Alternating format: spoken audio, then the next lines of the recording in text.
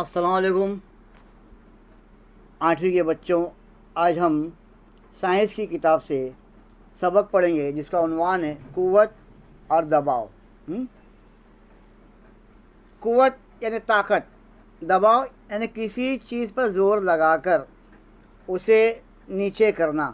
यह है लफ्ज़ी मायने, या किसी चीज़ पर ज़ोर लगाकर उसे धकेलना। ठीक है। अब देखो, साकिन जिस्म, साकिन यानी रुका हुआ, साकिन जिस्म पर कोई क़ुव्वत, कोई ताकत अमल न करे तो वह साकिन ही रहता है। हम इसे मिसाल के ज़रिए इस तरह समझ सकते हैं कि मान लीजिए आपको पेन लेना है और लिखना है। अब पेन आपसे कुछ ही दूर के फासले पर है। अगर आप कहोगे पेन यहाँ आ जा, तो पेन चूँकि बेजान है, उसमें जान नहीं है, तो आपको आगे बढ़ना होगा और पेन को उठाना होगा। ठीक है। यानी आपने अपने जिस्म की हरकत की और रुकी हुई चीज़ को, साकिन चीज़ को आपने उठाया, तो क्या हुआ, उस चीज़ की जगह बदली और पेन आपके हाथ में आ गई।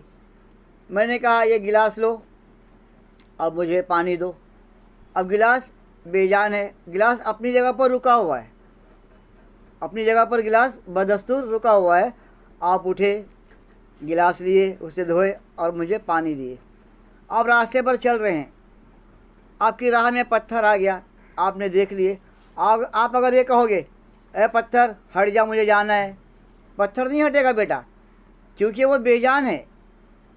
जब तक कि आप उसको हाथ से उठाकर किनारे नहीं करोगे, वो पत्थर जगह से हटेगा नहीं। तो आपने पत्थर को उठाया, किनारे किया, अल्लाह आपकी ज़्यादा से खुश हुआ। इस्लाम में यही है कि रास्ते में जो चीज़ें हाइल हो जाएं, आ जाएं, वो किसी को तकलीफ़ दे रही हो, नुकसान पहुंचा रही हो, तो उसे राह से हटा के किनारे पर रख दो।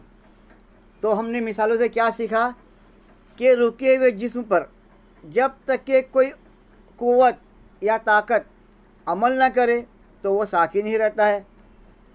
पत्थर को आप लात मार के भी दूर फेंक सकते थे, लेकिन वो अमल अच्छा नहीं होता बेटा, वो एक तरह का छोटा सा गुनाह हो गया। ठीक है। तो अब आपको समझ में आया बेटा कि रुके हुए जिस्म पर जब तक कि कोई क़ुव्वत या ताकत अमल न करे, वो अपनी जगह पर ही रुका हुआ रहता है। मुतहरिक जिस्म पर कोई क़ुव्वत अमल न करे, मुतहरिक जिस्म यानी हरकत करता हुआ जिस्म, मसलसल चलता हुआ। जैसे आपने गेंद को फेंक दी, वो चल रहा है चल रहा है, अब जब तक कि मैं उसे रोकूंगा नहीं, वो चलते रहेगा। तो मुतहरिक जिस्म पर कोई क़ुव्वत अमल न करे तो वो इसी रफ्तार से उसी सिमत मसलसल आगे बढ़ता है। हरकत करते हुए जिस्म पर कोई ताकत अमल न करे तो उसी रफ्तार से उसी सिमत में लगातार आगे बढ़ता है। ये हरकत के मुतालिक न्यूटन का पहला कानून है। ठीक है। अब ये एक वक्त आता है कि उस गेंद में मौजूदा तवानाई ख़त्म हो जाती है और वो गेंद अपनी जगह पर रुक जाती है। ठीक है। पहला कानून क्या था कि हरकत करते हुए जिस्म पर जब तक कोई क़ुव्वत अमल न करे, कोई ताकत अमल न करे, तो वो इसी रफ्तार से उसी सिमत मसलसल आगे बढ़ती रहती है। अब दूसरा हमने क्या देखा कि उसमें हमने जो तवानाई लगाई है, मैंने पूरी ताकत से गेंद को फेंका हूँ, तो जब तक कि गेंद के अंदर मेरी फेंकने की ताकत बरकरार रहेगी, शामिल रहेगी, तो गेंद उसी रफ्तार से आगे बढ़ती रहेगी। फिर एक वक्त ऐसा आएगा कि मेरी जमाशुदा तवानाई कहाँ जमा हुई थी, गेंद में, वो ख़त्म हो गई तो गेंद रुक जाएगी। ठीक है बेटा। तो हमने क्या सीखा कि हरकत करते हुए जिस्म पर कोई क़ुव्वत अमल न करे तो वो उसी रफ्तार से उसी सिमत, जिस सिमत में वो जा रही है, जिस दिशा में वो जा रही है, मसलसल आगे बढ़ती रहती है। तो न्यूटन का ये पहला कानून है हरकत के मुतालिक। अब आगे बढ़ते हैं बेटा। अब आप यहाँ देखो, आपकी किताब में 3.1 में मुख्तलिफ अशकाल दी गई हैं। हम देख रहे हैं 3 शक्लें हैं यहाँ पर। क्या बताया गया है? पहली शक्ल में बताया गया है कि मोटर धकेलने के लिए आदमी पिछली जानिब से क़ुव्वत लगाकर उसे धकेल रहा है। अब एक कुत्ता अड़कर बैठा हुआ है, उसका मालिक उसको खींच रहा है। अब तीसरी शक्ल में बताया कि फ़ुटबॉल खेलने वाला लड़का पैर से गेंद को उछाल रहा है। अब इससे हमें क्या समझ में आता है? इससे हमें ये समझ में आता है कि दो अशिया, शय की जमा अशिया, अब एक से ज़्यादा हो गए ना, तो दो अशिया के दरमियान बाहिमी अमल दोनों का मिला जुला अमल, दो अशिया के दरमियान बाहिमी अमल से उस शय पर क़ुव्वत असरअंदाज होती है।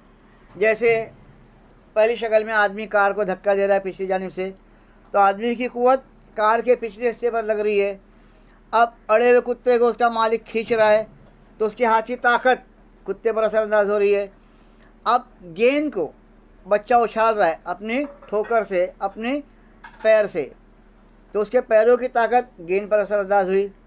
किस पर हुई असरअंदाज? गेंद पर हुई। ठीक है। अब यहाँ बेटा शक्ल में दिखाया है 3.2 में मुख्तलिफ वाक़यात दिखाया है। हाँ, इसे भी हमें देखना है। उससे पहले हम देखते हैं कि नारियल के दरख्त से नारियल नीचे गिरता है। याद रखो बेटा, हम कोई भी चीज़ फेंकेंगे वो ऊपर से नीचे आएगी, वो ऊपर से नीचे आएगी। हम खेलते गेंद को उछालते हैं ना, हाँ, तो गेंद नीचे से ऊपर जाती है। हम बॉलिंग करते हैं तो बॉलिंग करते हैं हमारा हाथ ऊपर जाता है और गेंद फिर बैट्समैन की जानिब आती है। हमें वो उस वक्त भी गेंद कहाँ से जा रही है? ऊपर से नीचे की जानिब जा रही है। तो बेटा नारियल के दरख्त से नारियल नीचे गिरता है। शकली क़ुव्वत की वजह से अशिया ज़मीन की तरफ खींचती है। ज़मीन के अंदर एक ताकत होती है, उस ताकत को कहते हैं क़ुव्वत कशिश, यानी किसी भी चीज़ को ज़मीन अपनी जानिब खींचने की बहुत ज़्यादा ताकत रखती है। अब बालों पर फेरे हुए कंघे की जानिब मेज़ पर रखे कागज़ के टुकड़े माइल होते हैं। शक्ल 3.2 में क्या बताया है कि बालों पर फेरे हुए कंघे की जानिब मेज़ पर रखे कागज़ के टुकड़े माइल होते हैं, यानी उसकी तरफ आते हैं, राग़िब होते हैं, मुतवज्जह होते हैं, वहाँ जाने के लिए बेचैन होते हैं। कंघे पर बर्क़ सुकूनी, बर्क़ कहते हैं बिजली को, तो ऐसी बिजली जो हमें नज़र नहीं आ रही है लेकिन वो सुकूनी हालत में है, हरकत करती हुई हालत में नहीं है। तो कंघे पर बर्क़ सुकूनी के बरक़ी बार और कागज़ के टुकड़ों पर मुखालिफ बरक़ी बार होने से वो टुकड़े कंघे से चिपक जाते हैं। समझे बेटा? कंघे पर बरक़ सुकूनी के बरक़ी बार और कागज़ के टुकड़ों पर मुखालिफ बरक़ी बार होने से वो टुकड़े कंघे से चिपक जाते हैं। और शक्ल 3.1 में देखिए, अशिया के एक दूसरे से रास्त ताल्लुक़, रास्त यानी सीधा ताल्लुक़, सीधे ताल्लुक़ की वजह से या किसी और चीज़ के, शय यानी चीज़, या किसी और चीज़ के ज़रिए रब्त में आने ताल्लुक़ में आने से क़ुव्वत के असरात दिखाई देते हैं। ऐसी क़ुव्वत को कहा जाता है मुताल्लिक़ा क़ुव्वत, ताल्लुक़ वाली क़ुव्वत, रास्त क़ुव्वत। समझे बेटा? तो शक्ल 3.2 में दो अजसाम के दरमियान हमने देखा कि कंघे को देखा, हमने क्या देखा कि दो अजसाम के दरमियान ताल्लुक़ ना हो तब भी उनके दरमियान क़ुव्वत का असर होता दिखाई देता है। तो ऐसी क़ुव्वत को गैर मुताल्लिक़ा क़ुव्वत कहते हैं। कागज़ के टुकड़े कहाँ पर माइल हो रहे हैं? कागज़ के टुकड़े कंघे की जानिब माइल हो रहे हैं। कंघे में क्या है? बरक़ सुकूनी है। आया समझ में? कंघे पर बरक़ सुकूनी के बरक़ी बार हैं और कागज़ के टुकड़ों पर ये असरअंदाज हो रहे हैं, तो वो कागज़ के टुकड़े कंघे से चिपक जाते हैं। ऐसी क़ुव्वत को कहते हैं बेटा गैर मुताल्लिक़ा क़ुव्वत। ठीक है। अब हम आते हैं मुताल्लिक़ा क़ुव्वत की तरफ। इसकी एक उम्दा मिसाल है उज़लाती क़ुव्वत। हमारा जिस्म बेटा मुख्तलिफ या बहुत से उज़लात से मिलकर बना हुआ है। तो हमारे उज़लात की मदद से कोई भी चीज़ पर हमारी ताकत असरअंदाज होती है। देखो, किसी भी चीज़ को उठाना, धकेलना, खींचना, ऐसे बहुत से काम हम अंजाम देते हैं। जैसे मैंने कहा कि नवाजिश, बेटा ये बेंच को सरका लो, और नवाजिश ने अपनी उज़लाती क़ुव्वत, अपनी जिस्मानी क़ुव्वत का इस्तेमाल किया और बेंच को हल्का सा ढकेला और बेंच को लेवल में कर लिया, हटा दिया। ठीक है।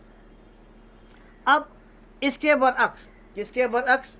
मुतल्लिका क़ुव्वत के बिलमुखालिफ मकनातीसी क़ुव्वत,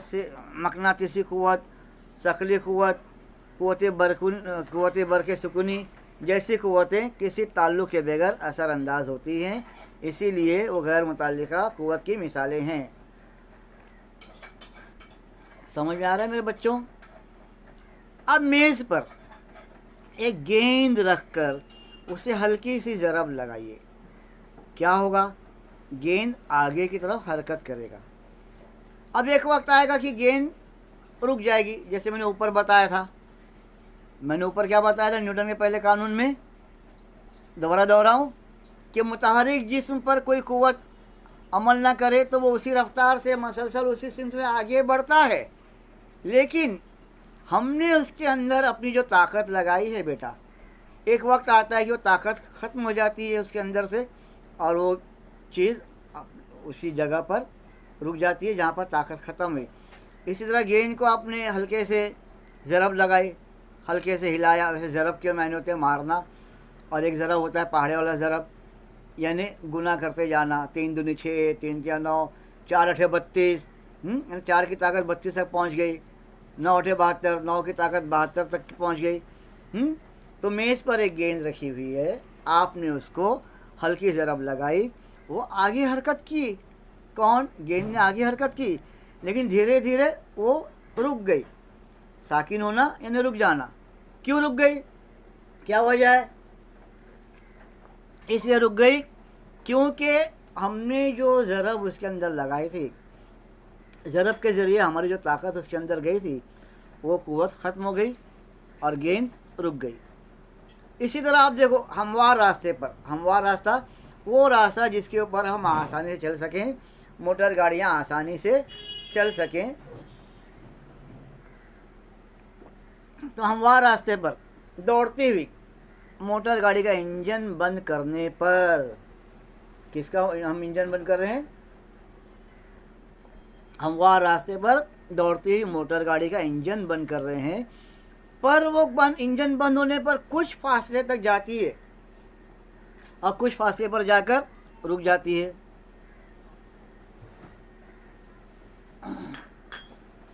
फिर मेज़ और ज़मीन की सतह, मेज़ और ज़मीन की सतह और उस पर हरकत करते हुए अजसाम, जिस्म की जमा अजसाम, मुतहरिक करते हुए यानी हरकत करते हुए। तो मेज़ और ज़मीन की सतह और उस पर मुतहरिक अजसाम के दरमियान क़ुव्वत रगड़ की वजह से ऐसा होता है। कैसा होता है? कि मोटर गाड़ी का इंजन हमने बंद किया, लेकिन कुछ देर बाद, कुछ दूर बाद वो जाकर रुका। क्यों ऐसा हुआ? कि वो हरकत करती हुई मोटर गाड़ी थी और वो हमवार सतह पर थी। कहाँ पर थी? हमवार सतह पर थी। तो रगड़ की वजह से ऐसा हुआ बेटा। किस वजह से हुआ? ज़मीन में मौजूदा क़ुव्वत कशिश और रगड़ की वजह से ऐसा हुआ। अगर क़ुव्वत रगड़ ना होती, अगर रगड़ने की ताकत ना होती तो क्या होता? तो न्यूटन के हरकत के पहले कानून के मुताबिक हरकत करता हुआ जिस्म हरकत ही करते रहता, रुकता ही नहीं, मसलसल लगातार हरकत ही कर रहा है, रुक ही नहीं रहा है, साकिन ही नहीं हो रहा है। तो बेटा रोज़मर्रा ज़िंदगी में क़ुव्वत रगड़ बहुत ही मुफीद, फ़ायदेमंद, कारगर साबित होती है। जैसे हम ज़मीन पर चलते हैं तो हमने महसूस ही नहीं किया है कि ज़मीन को हम पीछे धकेलते हैं। हम आगे बढ़ रहे हैं, ज़मीन पीछे हो रही है, लेकिन क्या हमने कभी गौर किया कि अगर ज़मीन के अंदर रगड़ने की ताकत नहीं होती, क़ुव्वत कशिश ना होती, तो हम चल ही नहीं पाते, मुमकिन हम फिसल कर गिर जाते। तो बेटा क़ुव्वत रगड़ तमाम हरकत करती हुई चीज़ों पर असर करती है और ये हरकत की मुखालिफ सिमत में अमल करती है। क़ुव्वत रगड़ तमाम मुतहरिक अजसाम पर हरकत करती है और ये हरकत की मुखालिफ सिमत में अमल करती है। आपने देखा होगा कि रास्ते पर लोग बेवकूफ़ लोग बोलूँगा मैं। कौन से लोग बेवकूफ़ बोलूँगा? बेवकूफ़ लोग। कि कचर कुंडी है लेकिन कच्चे का डब्बा है, उसके अंदर केले के छिलके नहीं डाल रहे हैं, बस केला खाए और फेंक दिए। तो बेटा उससे क्या होता है कि अनजाने में कोई भी केले छिलके पर पैर पड़ने से फिसल कर गिर जाता है। इसी तरह कीचड़ की वजह से भी फिसलन हो जाती है और हम फिसल कर गिर जाते हैं। तो इन दोनों मिसालों से, किन दोनों मिसालों से, कि केले के छिलके से रगड़ पैदा हुई और कीचड़ से रगड़ पैदा हुई और कोई भी इंसान उस पर गिर पड़ा। तो इन दोनों मिसालों में फिसलने का अमल रगड़ की कमी की वजह से होता है। आया समझ में बेटा? तो ये था हमारा आज का सबक। अब इसके बाद हम देखेंगे मतवाज़न और गैर मतवाज़न क़ुव्वतें। ये सबक बहुत बड़ा है बेटा, ये कम से कम ये हमको 4 या 5 दिन लगेगा इसे ख़त्म करने में। ठीक है बेटा, ये वीडियो को आप लोग गौर से देखो, समझो। चलो, अस्सलाम वालेकुम।